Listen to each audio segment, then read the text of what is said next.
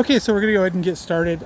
First off, it's really windy here. I'm in my mom and dad's front yard because they are the only people that I know that have a flat yard, and I didn't want to go out to a camp spot to do this particular video. So one thing you'll note is that the sun awning is set up. I didn't tighten it up or anything. It's just sitting there, but it is windy, so forgive me for any wind noise. So let's go ahead and go inside first. We're going to talk about the inside modifications here. First off, one of the big ones is the addition of a home theater. And you can see how this projector, it actually sits back up here. And then pan around, and there's a screen here. It actually makes about a diagonal screen of, I'm gonna guess, somewhere in the neighborhood of 65 inches. What we use here is a USB-C to HDMI cable, and that allows us to use our Samsung Galaxy Note phones. Lori and I each have a Galaxy Note 10, and we just plug these directly into the projector. And then the projector, we actually got an extension cord for it so that we can plug it into one of the Opus's 12 volt outlets that lives over there, and we can have unlimited streaming TV, or we actually download Netflix and Disney Plus and that kind of stuff. In fact, this weekend I'm gonna get caught up on The Mandalorian. Next thing, and this is sort of a obvious one if you're an Opus person, is this table. We went ahead and modified it to a boat style pedestal table. It just makes it a lot more stable, a lot more easy to use. However, we are going to change that out to a I can't remember what they're called, but it's an articulating table, and that's going to be one of this winter's projects. The other thing inside, you'll notice that we don't have a furnace. That's because we used the porta potty. That was one of Wifey's requirements. So we have a buddy heater. This little guy keeps the interior of this trailer warmer than you want it, down below 30 degrees. I've had it, I think, as low as 22 degrees, and on high, it's warmer than you need it to be in here. Probably hovers in the mid 50s, which is great sleeping weather. The other modification inside is right down here, and that is a pure sine 1500 watt inverter that I've used some fender washers to bolt to the underside of this cabinet door, and then went ahead and connected it directly to the batteries here. Now, one thing about the battery system in this particular RV, it is AGM batteries. They're two 100 amp hour AGM batteries. Once these go bad, and they will go bad, but once they go bad, I will replace those out with 200 amp hours worth of lithium batteries, which will give me about double the capacity, if not maybe a time and 3/4 the capacity, just because of the way that lithium works.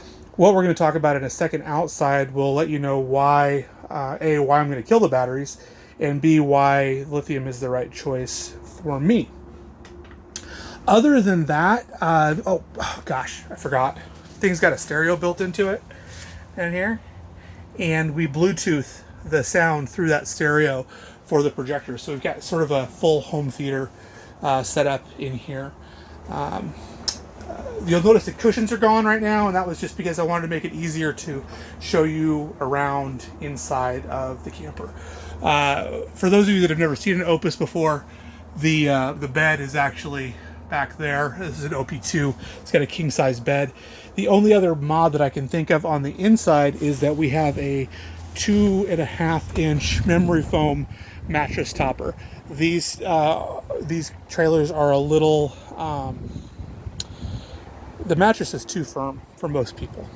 Okay, so let's just go around the table, around the trailer. We're going to actually start on the back side, and we're going to talk about the water system first, and also solar. So a ZAMP 140 watt solar array in a suitcase plugs directly into the solar port on the outside of the trailer. Even with my high power demands, I don't ever have an issue. In fact, the only time that I ever use shore power is to charge the batteries at home. because I don't want the solar panels out. I don't use the interior outlets or anything else. I use the inverter for everything, and I'll show you a little bit more about that in a few minutes. Another thing that I did is I eliminated the water outlets on this side. The reason for that is that this particular unit has a built-in hot water heater right here, an on-demand hot water heater, and an outdoor shower that goes to the back. One of the other things that I did was I changed out the shower head with a more like a garden hose spray nozzle type shower head because it doesn't leak. Also, there's the propane outlet for the hot water heater in case you were wondering what that guy was. Okay, let's move over here really quickly. My advice, whenever you build or get yourself one of these trailers, again, I built my last one from scratch, so I have some experience doing this kind of stuff. We took the trailer to the Container Store in Portland, Oregon, parked it in the parking lot, grabbed a tape measure, and went into the Container Store and found the exact right containers for our use case. These particular ones we use as our extra dry goods storage, and they fit perfectly, and I can take them in the house. The cool thing about these is that I can pick them up, take them in the house, load them up, unload them whenever I need to do, and then bring them back to the camper loaded, rather than have to bring out a bag and unload it and all that kind of crap. We sort of learned that from the refrigerator because the refrigerator has that basket in it. So moving right along. One more thing on the water system that I want to show you. These trailers, if you're familiar with them, come with a you can only do hot or cold from the kitchen sink, but not us. We actually have hot and cold plugged here with hoses using the same fittings. We got them from Opus, the fittings right from Opus, and now we have hot and cold, and we switched this out for a mixer valve. It's the same mixer valve that they use on the OP15, but I believe it's just a standard Dometic mixer valve. So now we have hot and cold water right here at the kitchen sink. Okay, moving on. In the power box, there is one modification, and that is that there's a switch for the inverter. And turn it on and turn it off from the outside, so that way you don't have to crawl under there. And the reason we have that is because we have this.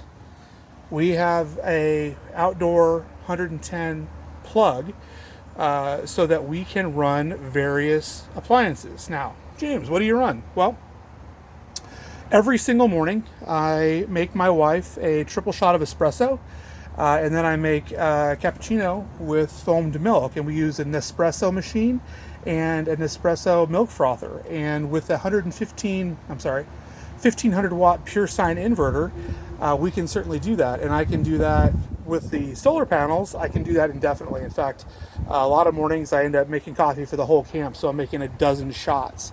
Now, here's the bad news. The bad news with that program is that immediate power draw of about 1250 watts for 15 to 30 seconds is not what these AGM batteries were designed for.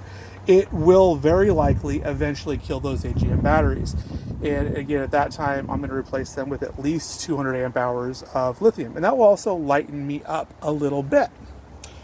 Okay, let's move over here. So standard setup here, again, Container Store gave us this pantry box that we just have bungee corded down. Then over here we've got our refrigerator, and this is going to be really challenging to see.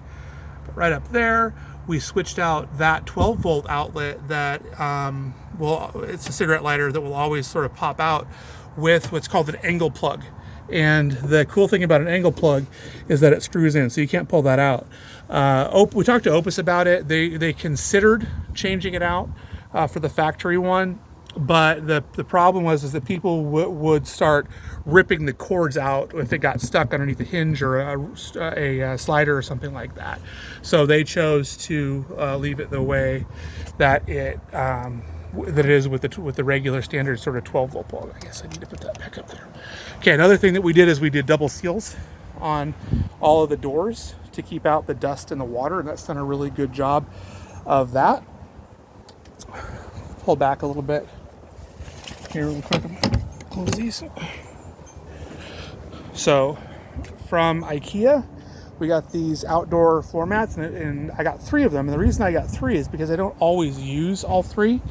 Sometimes I only use 1, sometimes I use 2. Most of the time, if I'm setting up camp for more than one night, I set it up for all three. So let's see. Let's talk about the Jeep for a second. People want to know all the time about modifying your Jeep to tow something like a heavy camper trailer. So just to let you know, this, as it sits right now, weighs about 3,100 pounds. And the reason that it's a little light right now is because it's got no water in it. 40 gallons of water capacity on this thing, and if you do 8.1 pounds per gallon, so that's 330 or so pounds of water, so that brings it right up to the 3,500 pound maximum that this Jeep can tow. And I towed it in without having any sort of assistance other than a brake controller when I first got it, and it did all right. But and it's really challenging to see, but we're going to try it. We added some airlift airbags, there they are, to the situation, and the filler is right there, Schrader valve on the license plate. It sort of looks factory, and that has made all the difference in the world. While we were down there, you probably saw there's some big old King shocks that are adjustable, and what those actually have been a real game changer for towing as well. Let's get you a better shot of them here. A real game changer. Good shocks and enough spring capacity is a huge difference maker. The other thing is if you have a JL and you tow with it, you owe it to your fellow drivers to adjust your headlights downwards, or you will be blinding people. I don't know if you've noticed this, but JLs running down the road, even at stock height with no trailer, will get you flashing a lot. So those are the big things. The other thing that we did that might be sort of obvious to you is we upgraded to the 2021 or 2020 version of the OP2 canvas, which includes this solar fly, which helps keep it cool, but it more importantly helps keep it dry in the places that I camp. We also run with 2 propane bottles and a jerry can. I usually put some of my kayak accessories in this other jerry can holder. My kayak seat actually fits in there just perfectly. This sun awning, I may not have mentioned this, the sun awning is actually for a different model. It's for an OP4, and I just happened to be talking to Paul, and he had one that returned. I got a great deal on it, so I just snagged it, and it actually works just fine. I don't have it staked out right now, and also don't have the shower room staked out. So what's our use case? Why do we do all these mods? Well, our use case is twofold. One is that we're sort of a traditional overlander crew where we switch this around real quick, where we do a lot of your sort of standard camping, overlanding type stuff. And the other sort of thing that we do is we use this trailer as a hotel room. And why would you want to use a trailer as a hotel room? Well, there is a pandemic right now. And during that pandemic, it just makes a lot of sense to have your own hotel room with you. So that's why the home theater, the espresso, all that kind of stuff. Also, when we're talking about setting it down and breaking it down and packing it up and all that kind of stuff, if I'm doing it by myself in sort of hotel room mode, it takes me just over 20 minutes to pack the thing down and about 15 minutes to set it up, which is about the same like the time it takes to get in and out of a hotel room, but I don't have to screw around with being in a hotel. The trailer itself is also good enough size that I can very easily take it through drive-throughs. No issues with that. And then off-road, it's an absolute beast. If you guys aren't familiar with this Opus trailer, these things were designed in Australia. They've got the Cruisemaster style suspension with the coil springs and the dual shocks. Giant galvanized steel chassis that's overkill, lock and roll hitch, which is just again a game changer. There's an emergency brake on the thing. Another modification that I made to it was to put on one of these giant off-road hitches that's got a ratcheting mechanism on it. Jockey wheels / tongue jacks. Just actually works perfectly.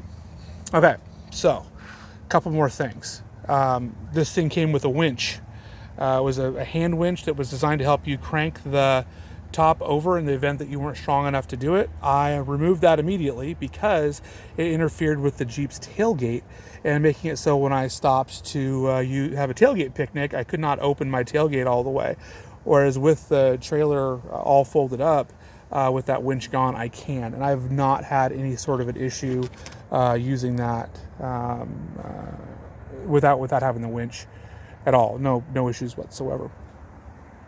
I think that's about it, guys. Here's the bottom line. If you're doing something like this, think about your use case. I didn't think I was going to need a theater and a trailer. I really didn't. I thought, we had a bathroom, a place to sleep, and a place to sit down and get out of the rain. I figured that was going to be enough for me. But as soon as the pandemic hit, I've actually found myself watching hours and hours of Netflix inside the trailer alongside of a piece of BLM property in New Mexico or different places like that. And again, instead of going to Starbucks, making my wife for a cappuccino in the morning on the deck of the camper. People might say that's bougie or whatever, but the reality is that we're out there trying to follow the rules, stay safe, but still have some adventures in our lives during this time. And those modifications have just made it that much easier.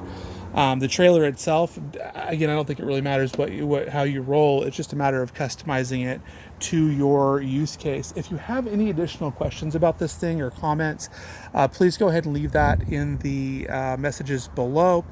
Do me a favor, like and subscribe to my channel. Getting ready to go out this weekend to do some camping. It is November 18th. I don't know, sometime in November of 2020. So we're going to get into some snow this weekend. And again, I really appreciate your time, and we will absolutely see you down the trail.